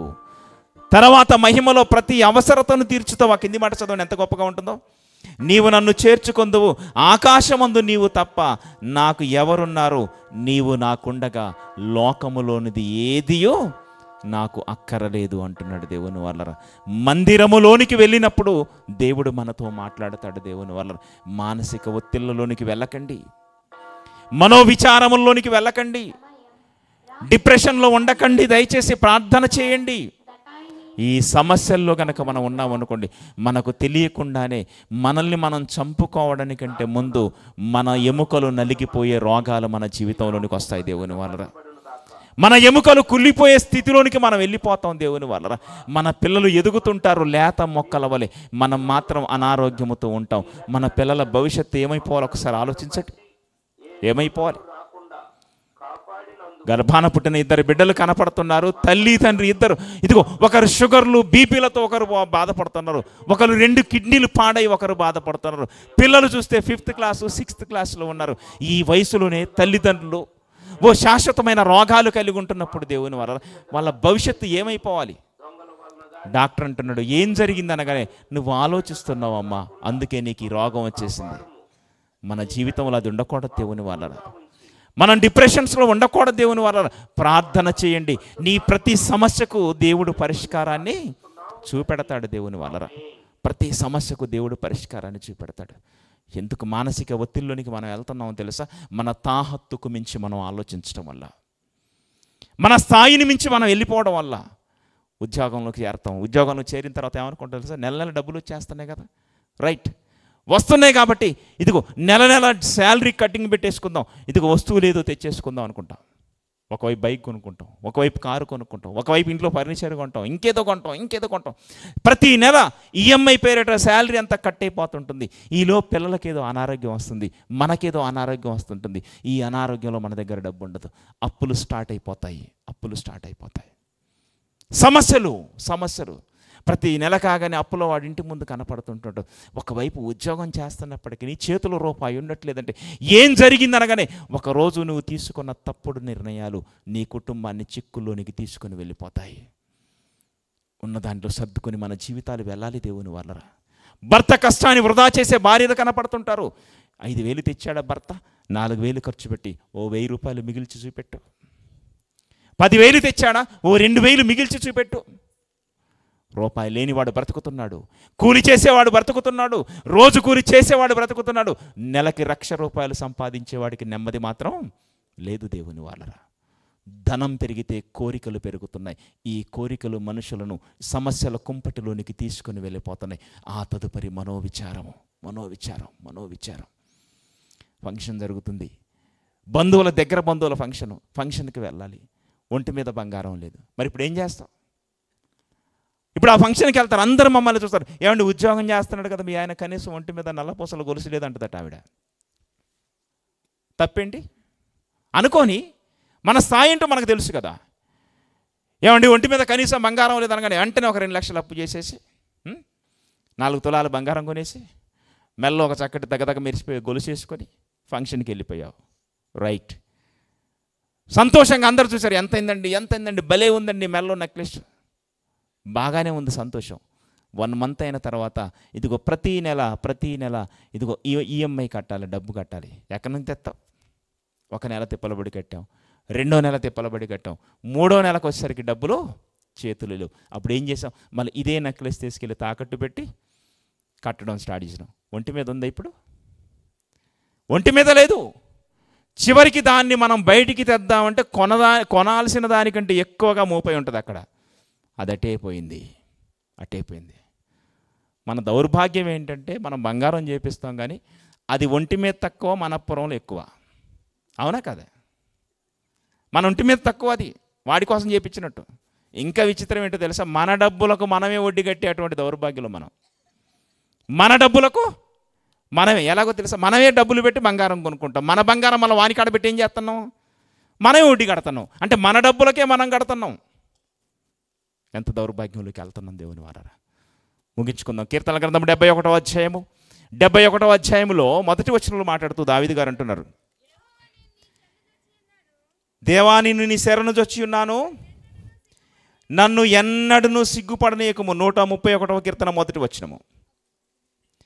131వ కీర్తన మొదటి వచనములో యెహోవా, దావీదు గారు మహారాజు మాట్లాడుతున్నమాట, నా హృదయం అహంకారము గలది కాదు, నా కన్నులు మీద చూచేటివి కాదు, నాకు అందని వాటి ఎందైనను గొప్ప వాటి ఎందైనను నేను అభ్యాసము చేసుకొనటలేదు. నాకు అందని వాటి ఎందు నేను మనసు పెట్టను. నా హృదయం మీద చూసేది కాదు, నా కన్నులు మీదికి చూసేటివి కాదు, నాకు అందని వాటి మీద నాకు మనసు లేదు, నా తాహత్తు లేదు. అది నా వల్ల కాదనుకున్నప్పుడు నేను దానికి ఎందుకు చూస్తాను? తండ్రి, అందని వాటి యందు నేను మనసు పెట్టను. అందని వాటి యందు మనం మనసు పెట్టామనుకోండి, మానసిక ఒత్తిళ్ళలోనికి మనం వెళ్ళిపోతాం దేవుని వాళ్ళరా.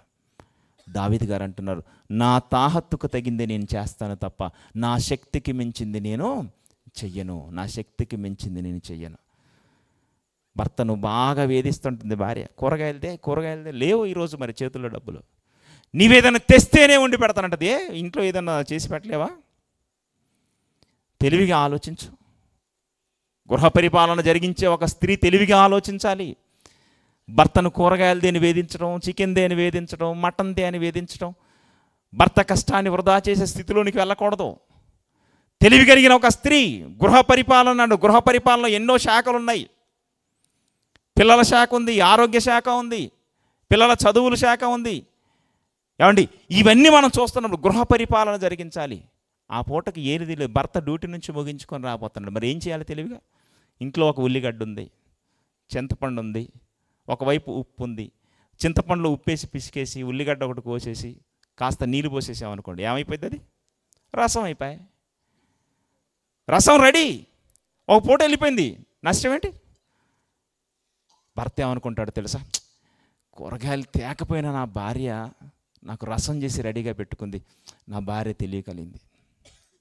భర్త కళ్ళలో ఒక ఆనందం దేవుని వాళ్ళ. భర్త వచ్చిన తర్వాత కాళ్ళు కడుక్కొని ఇంట్లోకి వచ్చి అన్నం పెట్టాను, కానీ ఏముందని పెట్టమంటావు?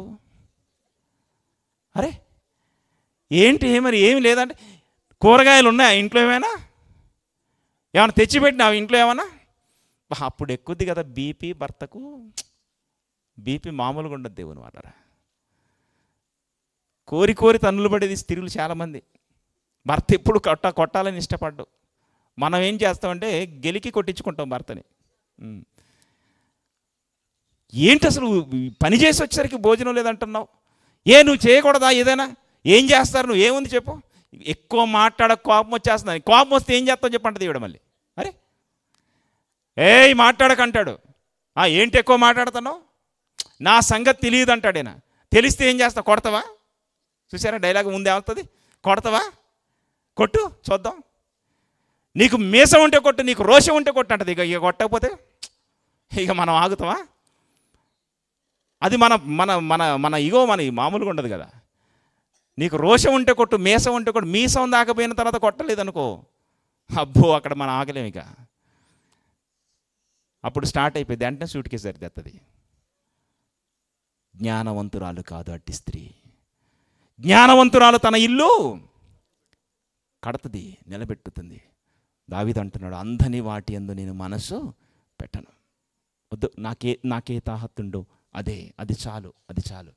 ప్రసంగి గ్రంథం 6వ అధ్యాయం 9వ వచనంలో, ప్రసంగి గ్రంథం 6వ అధ్యాయం 9వ వచనంలో సొలొమోను గారు రాస్తున్న ఒక అద్భుతమైన మాట చూడండి. మనసు అడియాశలు కలిగి తిరుగులాడుట కంటే ఎదుట ఉన్న దానిని అనుభవించటం మేలు. మనసు అడియాశలు కలిగి తిరగొద్దు. దేశం అంతా వాళ్ళ ఇంట్లోనండి 60 ఇంచెస్ టీవీ ఉందండి, మన ఇంట్లో 28 ఇంచెస్ టీవీ మాత్రమే ఉందండి. ఉంటే అందులో వచ్చేది అదే బొమ్మ, ఇందులో వచ్చేది అదే బొమ్మ. 60 ఇంచుల టీవీలో పెద్దగా అనిపిస్తుంది అదే బొమ్మ. విచిత్రంగా ఏం రాదు. వద్దు, నీకున్న దాంట్లో నువ్వు ఆలోచించు, లేని దాని మీద నువ్వు మనసు పెట్టకూడదు. ఎదుటి వారిని చూసి నువ్వు ప్రేరేపితులు కాకూడదు. నీ భర్తను నువ్వు ఎప్పుడు కృంగతీయొద్దు, నీ భార్యను నువ్వు ఎప్పుడు కృంగతీయొద్దు నీ మాటలతో. నిన్ను చేసుకున్న కాడ నుంచే నాకు ఈ నష్టం అన్నాడు అనుకోండి ఒక భర్త భార్యతోటి, భర్త గుండెల్లో గాయమైపోతుంటుంది, భార్య గుండెల్లో గాయమవుతుంది దేవుని వలన. ఇగో ఈ దరిద్రం, ఈ సమస్యలు నిన్ను చేసుకున్న కానుంచి, ఈ దరిద్రపు ముఖాన్ని చేసుకున్న కానుంచి అంటాడు. ఒక భార్య గుండెల్లో గాయమైపోతుంటుంది దేవుని వలన. సమస్యల కుంపటి స్టార్ట్ అయిపోతుందో. మనసు గాయపడే మాటలు అనొద్దు. ఎదుటివారితో పోల్చి ఒక భర్తను నిందించకూడదు.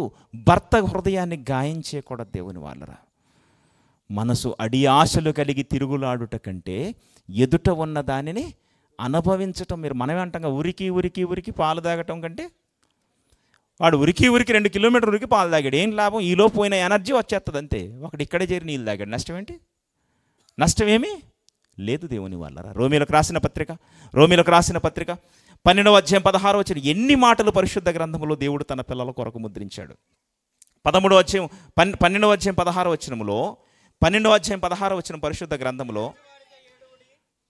ఏడ్చు వారితో ఏడవండి, ఒకనితో ఒకడు మనస్సు కలిగి ఉండండి, హెచ్చు వాటి మీద మనసును పెట్టక తక్కువ వాటి యందు ఆసక్తి కలిగి ఉండండి. దేని మీద మనసు పెట్టొద్దట? హెచ్చు వాటి మీద మనసు పెట్టకండి, తక్కువ వాటి మీద మనసు పెట్టండి. గుడిసెలో ఉన్నవాడు పెంకుటిల్లు వాని చూడకూడదు. పెంకుటింట్లో ఉన్నవాడు రేకులింటి వాని చూడకూడదు. రేకులింట్లో ఉన్నవాడు ఒక డాబా ఇంట్లో ఉన్నవాడిని చూడకూడదు. ఎందుకో తెలుసా? ఆ డాబాని నేను కూడా కట్టించుకోవాలని సమస్యలలోనికి వెళ్ళిపోతాడు. హెచ్చు వాటి మీద మనసు పెట్టకు, తక్కువ వాటి మీద మనసు పెట్టు. నేను గుడిసెలో ఉన్నానని నువ్వు అనుకుంటావు, కానీ ఇది గుడిసే లేకుండా ప్లాట్ఫామ్ మీద ఉన్నారు చాలామంది. ఒక్కసారి వాళ్ళని చూడు. తండ్రి నాకు గుడిసిచ్చావు, పాపం వాడు రోడ్డు మీద ప్లాట్ఫామ్ మీద పడుకుంటున్నాడు. చూసారా? మన మనసు నెమ్మది ఉంటుంది దేవుని వాళ్ళరా. మనసు కింది వాడిని చూడాలి ఎప్పుడు, మన పైనున్న వాడిని చూడకూడదు. మన కిందున్న వాడిని చూడగానే మనకు అప్పుడు అనిపిస్తుంది, నెమ్మదిగా ఉంటుంది, మనకి ఏ మానసిక ఒత్తిడి ఉండదు దేవుని వాళ్ళరా. లేదు అని మనం పైకి చూసామనుకోండి, మన తాహత్తుకు మించి మనం పైకి వెళ్తాం. పోయిన మాసం ఒక సహోదరుడు ఫోన్ చేశాడు ఖమ్మం నుంచి. అన్న, కుటుంబ సమస్యలతో మేము నలిగిపోతున్నామన్నా, ఇదిగో నాకు ఒక సమస్య ఉందన్నా అన్నాడు. ఏంటి తమ్ముడు అంటే, ఇల్లు కొన్నానన్నా, ఇల్లు కొన్నాను, ఇదిగో దానికి మొదటి కిస్తీ కట్టాను, మరలా రెండోసారి కడదాం అనుకుంటే నాకు డబ్బు అందడం లేదు, ఇంకా 13 లక్షల రూపాయలు కట్టాలన్నా, ఇదిగో ఇవి నేను కట్టకపోతే నేను ముందస్తుగా కట్టినటువంటి ఆ భయాన డబ్బులు పోతాయన్న అంటున్నాడు. ఎలా ప్లాన్ చేసుకున్నావు తమ్ముడు అంటే, లోన్ వస్తుంది కదా నేను కట్టేద్దాం అనుకున్నాను, ఇదిగో బ్యాంకు వాళ్ళు వస్తే మాకు తెలిసిన ఒక ఆయనటువంటి కిరాణా షాప్ చూపెట్టాను, ఈ షాప్ మాదే అని నేను షూరిటీ పెట్టించాను, వాళ్ళు అంతర్గతంగా వాళ్ళు ఎంక్వైరీ చేసినప్పుడు ఈ షాపు నాది కాదు అని తేలిపోయింది, వారు లోను ఇవ్వను అని వెనక్కి వెళ్ళిపోయారు. నా శాలరీ ప్రైవేట్ జాబ్ చేస్తాను, నాకు 6,000 జీతం అన్నాడు. 6,000 జీతం కలిగిన వాడు 32 లక్షల రూపాయలు ఇల్లు కొంటున్నాడట. సాధ్యమా? ఆలోచించండి. 32 లక్షల రూపాయలు ఇల్లు. ఎందుకయ్యా ఇంత నిర్ణయం తీసుకున్నావు? నీ జీతం ఎంత? నీ కోరికెంత? నీ కోరికెంత? అందని వాటి యందు మనసు పెట్టి సమస్యలలోనికి వెళ్ళకండి. దేవుని పిల్లలు దేనికోసం దుఃఖపడాలో తెలుసా? దేవుని సంఘాన్ని గురించిన చింత ఉండాలి, దేవుని పరిచర్యను గురించిన చింత ఉండాలి దేవుని వల్ల. కానీ దుష్టుడు అక్కడి వరకు మనం ఆలోచించకుండా మన కుటుంబపు చింతలలోనే వాడు మనల్ని మాయ చేసి ఇక్కడ మభ్య పెడుతున్నాడు, మృత్యువులోనికి తీసుకొని వెళ్ళిపోతున్నాడు దేవుని వల్ల. పేతురు గారు రాసిన మొదటి పత్రిక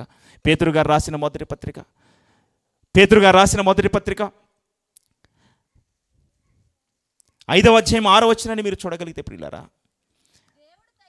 దేవుడు తగిన సమయమందు మిమ్మును హెచ్చించినట్లు ఆయన బలిష్టమైన చేతి క్రింద దీన మనస్కులై ఉండండి. ఒక రోజు వస్తుంది, ఒక కాలం వస్తుంది, ఆ కాలములో దేవుడు నిన్ను హెచ్చిస్తాడు. నీకు నీవు హెచ్చింపు కలగాలని ఒకవేళ నువ్వు ఆలోచన పడితే నీకు నీవు ఎదగటం ఎప్పటికీ మన వల్ల కాదు. దేవుని మీద మనం ఆధారపడితే హన్నా జీవితంలో కుమారుణ్ణిచ్చి తృప్తిపరిచాడు. ఆసాపు గారి జీవితంలో నెమ్మదిని చూపెట్టాడు, భవిష్యత్తును చూపెట్టాడు. భక్తుల జీవితాల్లోనికి వెళ్ళి చూడగానే ప్రియులారా, వాళ్ళ జీవితాలు నెమ్మదిగా ఉన్నవి. ఎంత నెమ్మదిగా అంటే, చనువాలు విడిచిన బిడ్డ తల్లి ఒడిలో చక్కగా ఇదిగో నవ్వుతూ ఆలనా పాలనగా ఉన్నట్టు నేనున్నాను తండ్రి అని ఒక దావీదు గారు మాట్లాడుతున్నారు. చనుబాలు విడిచిన బిడ్డకి ఏమన్నా కోరిక ఉంటుందా? అమ్మ దగ్గర పాలు తాగగానే వానికి ఇంకేమైనా ఆలోచన ఉంటుందా? పాలు విడిచింది మొదలుకొని పాలు అమ్మ దగ్గర తాగుతూ అట్లా ఒక్కసారి ఇదిగో ఆ అమ్మ ఒడిలో నవ్వుకుంటూ కనపడతాడు. వానికి ఆలోచన లేదు ఇక అసలు. మన జీవితంలో కూడా అమ్మ ఒడిలో ఒక బిడ్డ ఆనందపడ్డట్టు మన దేవుని ఒడిలో మనం సంతోషపడాలి దేవుని వల్ల. కాబట్టి రాత్రి చివరి మాటగా హెబ్రీయులకు రాసిన పత్రిక 13:5 చెబుతున్న మాట, ధనాపేక్ష లేని వారై సమస్త కీడులకు మూలమైనటువంటి ధనము, మన కోరికలు, మన సమస్యలు మనల్ని ఇబ్బందిలోనికి నెట్టివేస్తూ మన మానసిక ఒత్తిడిలోనికి మనల్ని తీసుకుని వెళుతున్న ఈ సమస్యలను మనం అధిగమించాలంటే దేవుడు చెబుతున్నాడు సూటిగా, ధనాపేక్ష లేని వారై మీకు కలిగిన వాటితో తృప్తి పొంది ఉండండి. ధనాపేక్ష లేని వారై, ధనం మీద వ్యామోహం వద్దు, కట్టడాల మీద వ్యామోహం వద్దు, ఫ్లాట్స్ మీద వ్యామోహం వద్దు, ఉద్యోగాల మీద వ్యామోహం వద్దు. ఈ నేడుంటే రేపు వెళ్ళిపోయే జీవితాలు మనవి. ఈ ప్రపంచాన్ని విడిచిపెట్టి మట్టిలోనికి వెళ్ళిపోయే వారం మనమంతా. చచ్చిన తర్వాత మృతులలో నుంచి సజీవులుగా మన దేహాలను లేపుకోవాలంటే యేసుక్రీస్తుని, ఆ మహాశక్తి కోసం బ్రతకవలసిన మనము లోకపు ధనాన్ని సంపాదించుకోవాలని మనం పాకులాడితే సమస్యలలోనికి వెళ్ళి నరకానికి చేరిపోతాం. ఆ సమస్యలు మనకొద్దు. ధనాపేక్ష లేని వారై మీకు కలిగిన వాటితో తృప్తి పొంది ఉండండి, తృప్తి పొంది ఉండండి. అంతేకాదు, మీకొక దుఃఖం ఉండాలి. ఆ దుఃఖం ఏంటో తెలుసా? దైవ చిత్తానుసారమైన దుఃఖము. ఏ దుఃఖము? దైవ చిత్తానుసారమైన దుఃఖము. కొరింథీ 2వ పత్రిక పరిశుద్ధ గ్రంథములో చెబుతున్న మాట.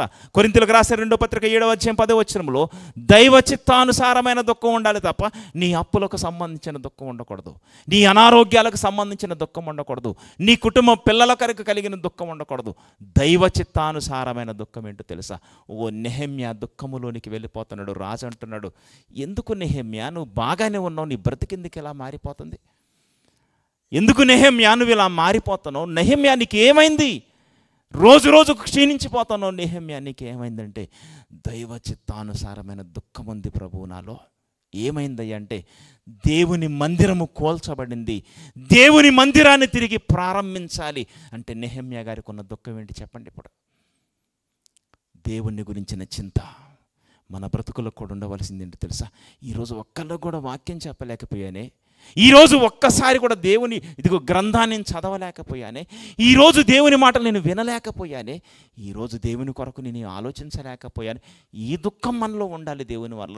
ఈ దుఃఖం మనల్ని శాశ్వతమైన ఆనందములోనికి తీసుకొని వెళ్ళిపోతుంది. కానీ దుష్టుడు ఏం చేశాడో తెలుసా? సమస్యల్లోనికి మనల్ని నెట్టివేసి మన కుటుంబం కోసం దుఃఖం, మన అప్పుల కోసం దుఃఖం, మన ఆర్థికపరమైన ఇబ్బందుల కోసం దుఃఖం, ఇదిగో వీటిలో మనల్ని ముంచేశాడు దేవుని వల్ల. వద్దు, ఇవన్నిటిని ఒక్కసారి పక్కకి నెట్టేసి దేవుడి పాదాల దగ్గర మోకరించండి. దేవుడి పాదాల దగ్గర మీ సమస్యల చిట్టా పెట్టండి. తృప్తి కలిగి ఉండండి. ఉన్న దాంట్లో దేవుడు చూసుకుంటాడు. నా రాజ్యమును నీతిని మీరు మొదట వెతకండి, సమస్తమును ఆ తర్వాత నీ అవసరాలు మన తండ్రి తీరుస్తాడు. ఈ రాత్రికాల సమయంలో దేవుడు మనందరితో సూటిగా మాట్లాడుతున్న మాట ఏంటో తెలుసా? ఇదిగో మీ గురించి మీరు మర్చిపోయి మీ చింత యావత్తు నా మీద వేయండి, నీ చింత యావత్తు నా మీద వేయండి. ఇక నువ్వు దాని గురించి ఆలోచించకు. హన్న సమస్యలన్నీ దేవుడి పాదాల దగ్గర పెట్టింది. నాటి నుంచి దుఃఖముఖిగా ఉండుట, మళ్ళీ దుఃఖపడదనుకోండి ఇక నమ్మకము లేదు. మనం ఎలాంటి వాళ్ళం తెలుసా? ఒకడు గుర్రం మీద ప్రయాణం చేస్తానట. గుర్రం మీద వీడు కూర్చొని వీని తల మీద మూట పెట్టుకున్నాట. గుర్రం మీద వీడున్నాడు, గుర్రం వీని మోసుకొని పోతుంది, వీని భుజం మీద ఒక మూట ఉందట. అది మరి గుర్రం మీద పెట్టొచ్చు కదా. ఒక పెద్ద ఆయన కలిశాడు రోడ్డు పైన, ఏంట్రా గుర్రం మీద నువ్వున్నావు, మళ్ళీ నీ భుజాన మూట ఎందుకు, మరి ఆ గుర్రం మీదనే పెట్టుకోవచ్చు కదా. అబ్బో బాబాయ్, గుర్రానికి బరువు అయిద్ది బాబాయ్ అంటున్నాడు. గుర్రానికి బరువు అయిద్దా? ఏమన్నా తెలివిందా? నీవే గుర్రం మీద ఉంటే మళ్ళీ నీ భుజాన మీద, అసలు గుర్రం మీద నువ్వు ఉన్నప్పుడు మూట బరువు నీ బరువు, ఆ గుర్రం మొత్తం ఆ తెలివి ఉండాలి నీకు. మనం అలాంటి వాళ్ళం. దేవుడి దగ్గరకు వస్తాం, సమస్యలన్నీ ఆయన సన్నిధానంలో చెప్పినట్టుగానే ఉంటాం, మనం ఒక పక్క ఆలోచిస్తూనే ఉంటాం. ఇక్కడే దేవుడు మన సమస్యలకు పరిష్కారము చూపడు. హన్నా జీవితంలో జరిగింది. నాట నుంచి దుఃఖముఖిగా ఉండుట వద్దు, విడిచిపెట్టండి. ఈ రాత్రి ఒక నిర్ణయం తీసుకోండి. ఆనందం ఉండాలి మన జీవితాలకి, సంతోషం ఉండాలి. ఆనందించుడి, మరలా చెప్పుదును, ఆనందించండి. ఎక్కడ? ప్రభువునందు ఆనందించండి. క్రిస్మస్ సీజన్లోనికి మనం వచ్చాము. మనం అంతా సంతోషంగా ఉండాలి. ఇదిగో ప్రజలందరికీ కలగబోయే మహా సంతోషకరమైన సువార్తమానము, క్రీస్తు జననము ఈ ప్రపంచానికి ఒకరోజు రక్షణనిచ్చింది. ఇదిగో ఈ మాసములో మనం ఉన్నాము. ఆ క్రీస్తు జననాన్ని ఒక్కసారి మన హృదయంలో వెలిగించుకొని నేటి నుంచి సంతోషంగా ఉంది. మీ సమస్యల చిట్టా అంతా దేవుడి దగ్గర పెట్టండి, ప్రార్థనలో ఉండండి, సంఘాన్ని గురించిన చింత కలిగి ఉండండి, మృతుల పునరుత్థానం కోసం చింత కలిగి ఉండండి, ఆ పరలోకం నాకు దక్కుతుందా లేదనే చింత కలిగి ఉండండి.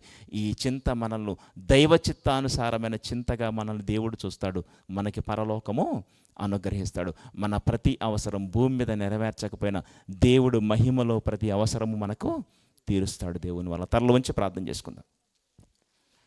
దయగల తండ్రి, కృపగల నాయన, ఈ రాత్రికాల సమయం ముగింపు సభలో మీ పిల్లలకు మీ మాటలు నేను చెప్పినట్టుగా విన్న మీ పిల్లలు విన్నట్టుగా తండ్రి, మీ మాటలు హృదయంలో భద్రం చేసుకొని వీళ్ళు దేవుని పిల్లలు అని మమ్మల్ని చూసి సమాజము నాయన ఇదిగో నేను గుర్తించగలిగే ధైర్యము నాయన, గుండెల నిండా నిబ్బరత, మీరున్నారనే సంతోషాన్ని మా అందరి జీవితాల్లో మీరు స్థిరపరచండి. కష్టపడి ఖర్చు పెట్టి కార్యక్రమానికి నాంది పలికిన నాయన మీ పిల్లలందరినీ, వారి కుటుంబాలను చల్లగా కాచి కాపాడండి. సంఘమును ఆశీర్వదించండి. సంఘములో ఉన్న ప్రతి కుటుంబాన్ని మీరు దీవించండి. చిన్నలు మొదలుకొని నాయన వృద్ధుల వరకు తండ్రి నెమ్మదినివ్వండి తండ్రి. మీ సహవాసాన్ని నాయన, మీ సంతృప్తిని మీ బిడ్డల జీవితాల్లో మీరు అనుగ్రహించండి. ఈ లక్ష్మీపురం గ్రామం అంతటిని నాయన, గ్రామంలో ఉన్న ప్రతి కుటుంబాన్ని మీరు ఆశీర్వదించండి తండ్రి. గ్రామ పెద్దలను, గ్రామ నాయకులను, గ్రామాధికారులను నాయన ఇదిగో నాయన ప్రతి ఒక్కరినైనా మీరు దృష్టించండి తండ్రి. వారిని, వారి కుటుంబాలను చల్లగా కాచి కాపాడండి. ఇదిగో ఈ మంచి వాతావరణాన్ని మాకు ఇచ్చి ఈ చల్లనైన వేళ మీ ఉన్నతమైన మాటలు మాకు వినిపించినందుకు మీకు మరొకసారి స్తుతులు చెల్లిస్తూ, దూర ప్రాంతం నుంచి వచ్చి తిరిగి వెళ్ళబోతున్న మీ బిడ్డలందరినీ క్షేమకరంగా తీసుకుని వెళ్ళండి. ఈ రాత్రి మా ప్రయాణం అంతట్లో కూడా తోడుగా ఉండండి. సమస్త మహిమ, ఘనత, ప్రభావాలు మా తండ్రి మీకు చెల్లించుకుంటూ పరలోకాన్ని మాకు అనుగ్రహించిందండి. ఆ నిత్య జీవపు ఆనందాన్ని స్థిరపరిచి మాలో శాశ్వత కాలం మమ్మల్ని బలపరచుమని మా రక్షకుడు, మీ ప్రియకుమారుడు క్రీస్తు వారి శ్రేష్టమైన నామంలో ప్రార్థన సమర్పిస్తుంటున్నాను తండ్రి. ఆమెన్.